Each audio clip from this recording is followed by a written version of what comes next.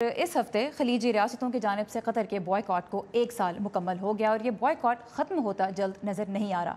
5 जून 2017 को सऊदी अरब की क़यादत में बहरीन, मुत्तहिदा अरब अमारात और मिस्र ने कतर के बॉयकॉट का ऐलान किया था। उसको मुआशी तौर पे और उसके अलावा उसको सिफारती तौर पे बॉयकॉट किया गया था और उसके सामने मुतालबात रखे गए थे सुलह के लिए, जिनमें कहा गया था कि कतर ईरान से अपने सफारतकारों को वापस बुला ले और उसके साथ इंतहाई महदूद तिजारती ताल्लुकात रखे, जबकि अपनी हदूद में मौजूद तुर्क फ़ौजियों को भी वतन वापस भेज दे। हिज़्बुल्लाह, हमास, दाइश और इख्वानुल मुस्लिमीन को दहशतगर्द तंजीमें करार देते हुए उनकी हर तरह की मदद रोक दे और खलीजी रियासतों को मतलूब अफराद उनके हवाले कर दे। और कतर अपनी पॉलिसियों के नतीजे में खलीजी और अरब मुल्कों को होने वाले जानी और माली नुकसान की ज़र तलाफ़ी करे और ख़ुद को सियासी, अस्करी और मुआशी लिहाज से इन मुल्कों से मुकम्मल तौर पर हम आहंग करे। कतर ने इन शराइत को गैर माकूल करार दे के मुस्तरद कर दिया था, लेकिन चूँकि तेल से मालामाल इस रियासत का ज़्यादातर इन्हिसार अपनी बुनियादी ज़रूरतों के लिए इन्हीं मुल्कों से दरामदात पर है, इसलिए ये खदशा पैदा हो गया था कि जब सऊदी अरब ने इसके साथ वाहिद ज़मीनी बॉर्डर बंद कर दिया है और उसके अलावा न सिर्फ आबी बल्कि फ़िज़ाई रास्तों से भी तिजारत और सफ़र पर पाबंदी लगा दी गई है, तो फिर इस रियासत का यानी कतर का मुस्तक़बिल और इसकी बका ख़तरे में पड़ सकती है। लेकिन ऐसा हुआ नहीं। इब्तदाई तौर पे तो कतर में दुकानों की शेल्फें खाली हो गईं, लेकिन फिर कतर ने अपने यानी मकामी तौर पे अपनी दूध की और सब्जियों की पैदावार में इजाफा किया।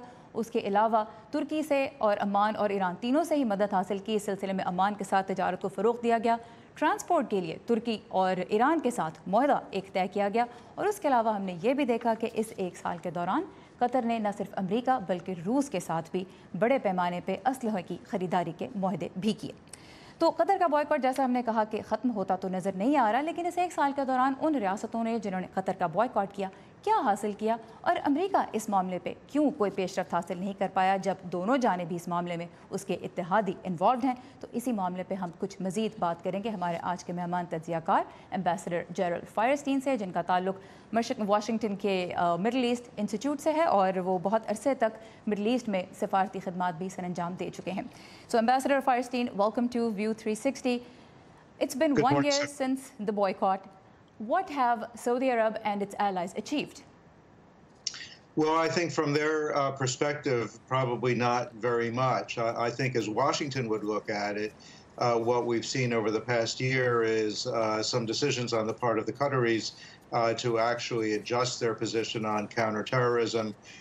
They've signed agreements with us on counterterrorism finance and taken some other steps that we believe improve their position. But in terms of the 13 demands that the boycotting countries made, really the Qataris have pushed back and refused to address any of them.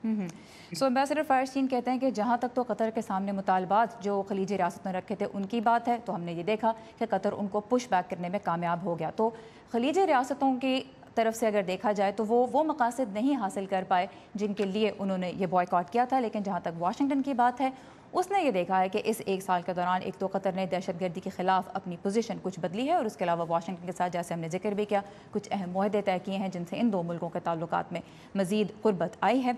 So ambassador फायरस्टीन, in this whole situation we see that there are US allies on both sides, but when we talk about Qatar, it hosts the Al Udeida military base where there are about 6,500 US troops. Why hasn't the US been able to broker some kind of a deal, even though Secretary of State Mike Pompeo recently told Saudi Arabia purportedly that enough is enough, this has to end? Yes, well, this is exactly the issue, and it's not only the United States. The Kuwaitis have also been involved in trying to mediate.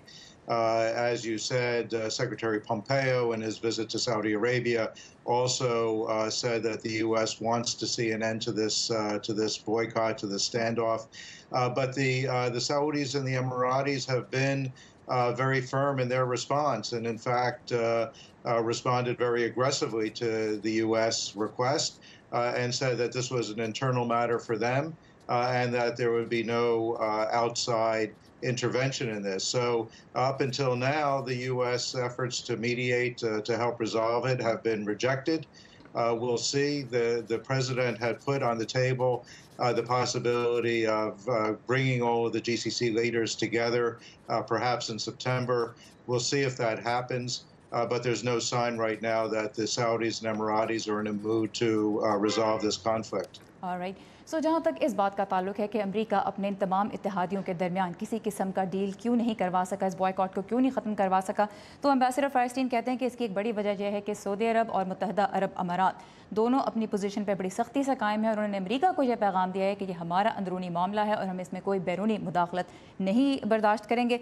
लेकिन सदर Donald Trump ने इस बात का, इस plan का एक इजहार किया है, एक इशारा दिया है कि सितंबर में हो सकता है कि गल्फ़ कंट्रीज़ का के जो सरबराहान हैं उनका एक इजलास मुनक़िद किया जाए अमेरिका की क़यादत में। अब देखना यह है कि ऐसा कोई इजलास होता है या नहीं और अमेरिका इस ज़मीन में क्या आगे कोशिशें कर पाता है। Ambassador Firestein, we really appreciate your time and your insight. It's a pleasure.